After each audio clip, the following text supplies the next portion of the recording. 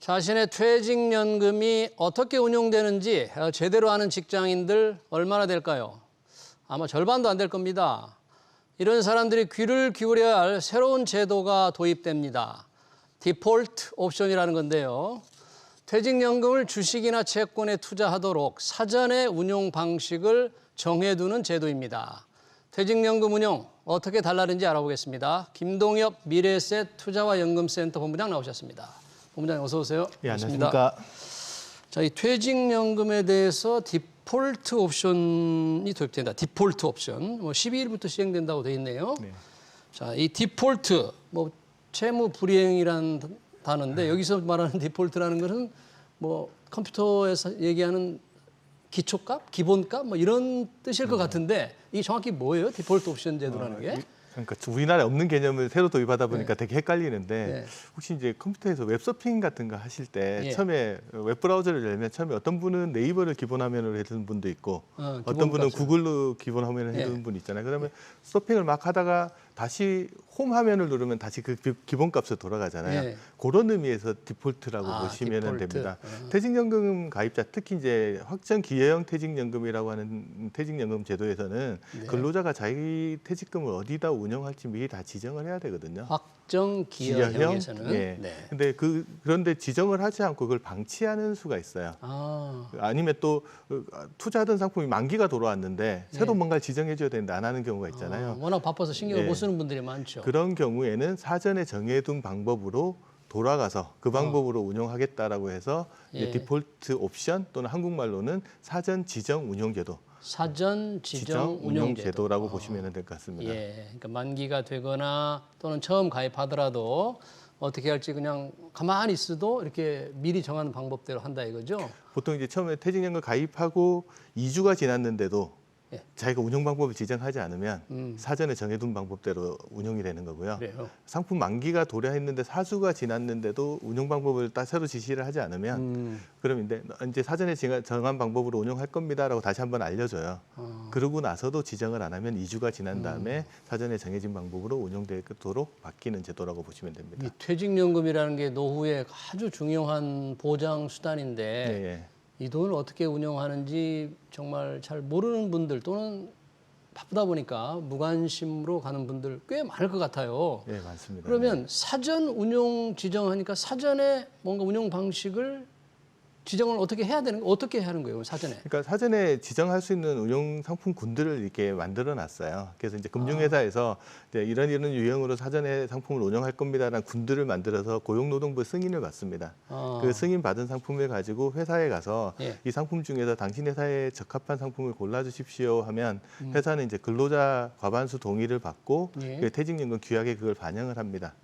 그럼 근로자가 그 상품군들이 나왔잖아요. 그 중에서 설명을 이제 금융회사에서 설명을 잘 들어보고 자기한테 맞는 상품군을 골라서 지정을 하는데 이때 이제 들어갈 수 있는 상품군이 뭐가 있느냐? 뭐가 있어요, 상품이? 대표적으로 이제 원리금 보장 상품은 들어가 있습니다. 원리금 보장 그러니까 예적금과 같은 원리금 보장 상품 기본적으로 들어가 있고요. 그거 외에 이제 법령에서 정하고 있는 펀드와 같은 상품들이 여기 해당된다라고 보면 되는데 펀드 중에 대표적인 게 뭐냐 그러면 타겟 데이트 펀드라는 게 있습니다. 타겟 데이트 펀드. TDF라고 그러네요. 네, TDF라고 많이 부르는데 여기서 이제 타겟 데이트는 이제 보통은 이제 은퇴 시점을 의미하죠. 은퇴 시점을 정해두면 은퇴 시점이 다가올 때까지 이제 주식 비중을 갈수록 줄여 나가면서 안정적으로 운영해 나가는 거.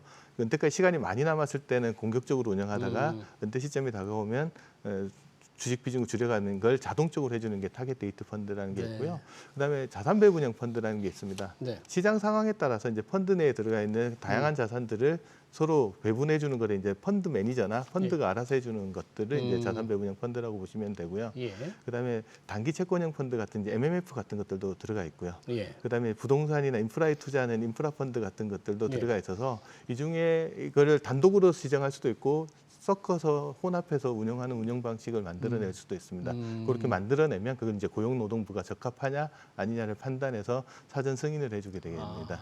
고용노동부에서 승인 받은 상품 중에서 네. 직장인들이 이제 선택을 하는군요. 나는 뭐 네. TDF로 하겠다, 채권형으로 하겠다, 또는 섞어서 어떻게 하겠다. 이제 고용노동부에서 승인을 해주면 그 상품 중에서 이제 회사가 일부를 선정을 할 거잖아요. 예. 그 상품군 중에서 근로자는 이제 설명을 듣고 나한테 제일 적합한 게 뭐다라고 이제 선택을 할 수 있는 겁니다. 지금 보통 사람들은 어떻게 하고 있어요? 그런 거 지금 이제 퇴직연금 가입자들이 가장 큰 문제 중에 하나는 이제 자기 금방 처음 말씀하셨듯이 자기가 어떤 상품을 운영하는지 잘 모르고 있는 경우들도 상당히 많고요.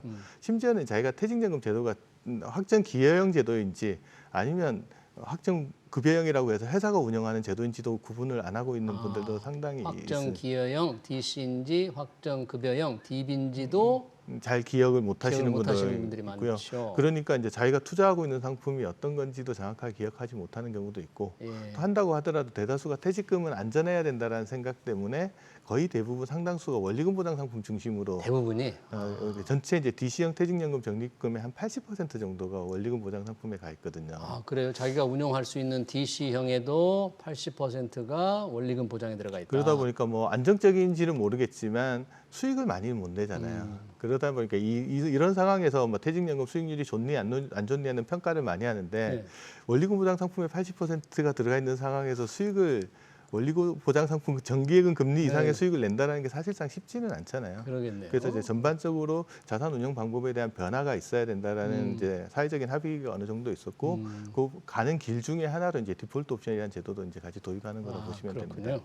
오늘 왜 이 방금 얘기한 이 디폴트 옵션 관련 법 시행령이 국무회의를 통과했는데 그 안에 시행령 안에 이런 말씀하신 내용들이 다 구체화돼 있는 거예요? 이제 법안은 이제 작년에 통과가 되어 있는 거고 구체적으로 어떻게 시행할 거냐라는 부분들이 들어가 있는데 예. 구체적인 시행 요건 중에서 이제 사전 승인 방법들 승인할 때 좀 안전한 상품 중심으로 하긴 해야 되잖아요. 예. 그래서 이제 합리적인 수익률을 제시하고 거기에 걸맞는 리스크를 부담하는지 정도를 잘 봐서 거기에 적합한 이제 상품들을 승인을 할 건데 예. 그 중에 아까 말씀드렸던 원리금 보장 상품이나 법에서 정한 펀드 아니면 이것들을 혼합한 유형의 상품들 중에 일정 부분들이 이제 승인을 받고 그다음에 가입자한테 정확한 정보를 또 제공해 줘야 되잖아요. 예. 그 정보를 어떤 방식으로 제공할 건지 하는 것들 부분인데 꼭 제시해야 되는 게 이제 어떤 자산이 배분되어 있는지 그런 것도 들어가야 되고요. 위험 등급, 손실 가능성, 이제 과거 수익률에 대해서도 정확한 정보들을 제공해 주고 근로자가 그 중에서 하나를 선택해라.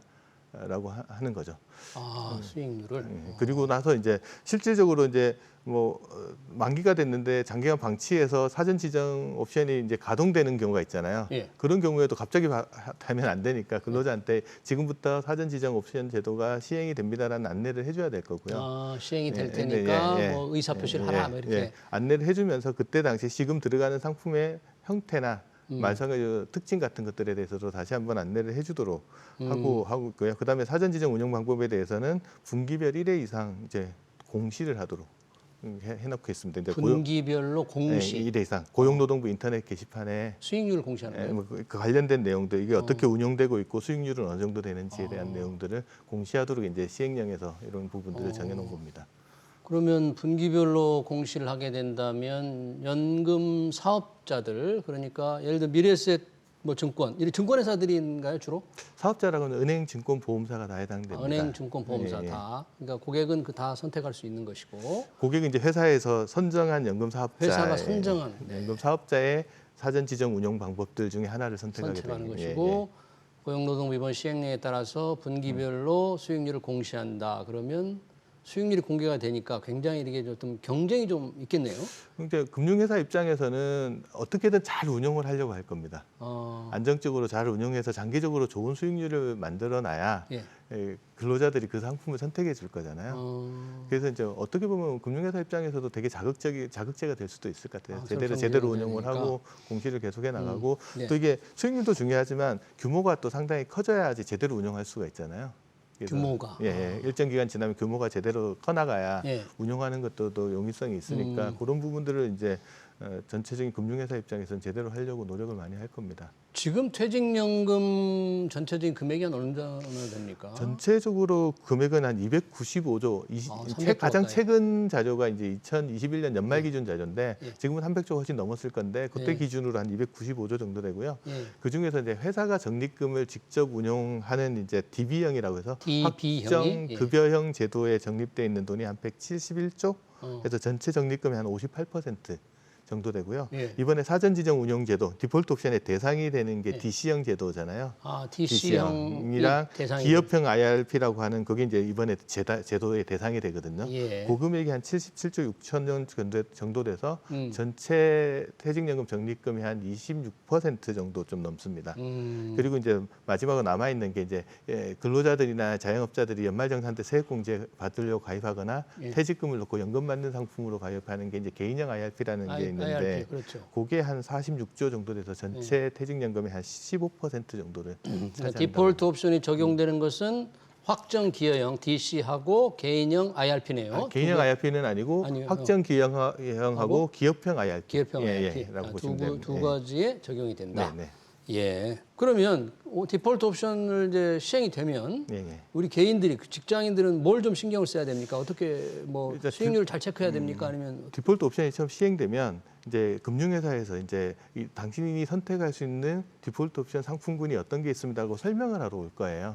설명을 하러 자료를 줄 거잖아요. 예. 그 시점에서 이제 근로자가 해야 될 것들은 뭐냐면 예. 현재 자기 퇴직금을 한번 확인해 보셔야 돼요. 음, 퇴직금이 어디서 어떻게 운영되고 있는지 현재 어떻게 되고 있는지. 네, 그 점검을 일단 해볼 수 있는 계기를 한번 마련해 준다라고 생각을 하시고 그다음에 이제 진지하게 내가 퇴직금을 운영한다면 어떤 방식으로 운영하는 게 좋은지에 대해서 한번 판단해 볼 수 있는 계기가 된다라고 이제 생각해 보는 게 좋을 것 같고요. 그런 다음에 이제 디폴트 옵션 제시하는 것 중에서 뭐 수익하고 이제 변동성이나 유형 같은 요소들을 잘 감안해서 이제 자기한테 적합한 상품들을 골라서 정해두면 되거든요. 그럼 이때 디폴트 옵션 정한 상품 정했다고 해서 그 상품으로 바로 바뀌는 건 아닙니다. 아, 그래요? 그건 정해두면 나중에 금융상품의 만기가 도래했는데 내가 상품 선택을 하지 않고 방치를 하면 그 즈음에 이제 4주가 지나면 자 지금 아직까지 선정 안 했는데 그대로 두시면은 사전 지정 운영 제도도 정한 상품으로 바뀌게 됩니다라고 안내가 오고 그런 다음에도 2주간 선정을 안 하고 있으면 6주가 총 지난 다음에 6주가 변경가 지난 됩니다. 후에야 예. 되는데 저게 이제 퇴직연금의 수익률을 좀 가능하면 조금 더 높여주자는 그런 취지잖아요. 그렇죠. 그러니까 예. 이제 대체로 퇴직연금이 이제 원리금 보장이 많이 들어가 있기 때문에 수익률이 좀 높지 않다 그러는데 요즘 같이 막 주가가 이렇게 떨어지고 그럴 때는 원리금 보장 상품에 넣어 있는 게 오히려 낫지 않아요? 뭐 떨어질 줄 알았으면 그렇게 미리 옮겨놨으면 좋을 것 같은데 물론 이제 장기적인 관점에서 접근을 해야 될 필요는 분명히 있는 것 같고요. 예. 지금은 이제 원리금 보장 상품이 좋아 보이지만 또 만약에 작년이나 재작년 같은 상황들을 또 맞이한다 그러면 원리금 보장 상품이 있는 게 또 어려울 수 있잖아요. 그래서 예. 이제 합리적으로 자산을 잘 배분해서 좀 더 장기적인 관점에서 수익을 추구할 필요가 있고요. 그래서 디폴트 옵션 상품을 고르거나 아니면 현재 운영하는 상품을 고를 때도 마찬가지로 네. 지금 눈앞에 보이는 수익률만 보지는 말고 좀 5년 정도 되는 좀 장기 수익률 같은 자료들을 보시고 적합한 상품들을 골라내는 게 훨씬 더 좋으실 것 같습니다. 그럼 이렇게 적극적으로 운용을 미리 한 나라들의 경우에 확실히 수익률이 좀 좋았습니까? 우리나라 같은 경우에 DC형 퇴직연금 수익률이 2% 언저리대를 맴돌고 있는데 네. 뭐 미국이나 호주 같은 나라들 같은 경우에는 그 전에도 뭐 잘 운용을 하긴 했지만 디폴트 옵션 도입 이후에 한 6에서 8% 정도의 평균 수익률을 내고 있어서 6 내지 8%.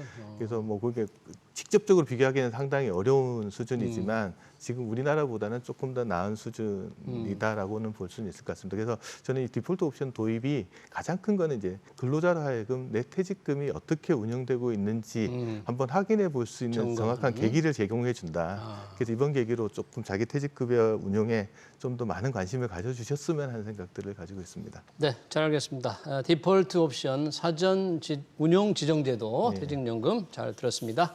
지금까지 김동엽 미래에셋 투자와 연금센터 본부장이었습니다. 본부장 고맙습니다.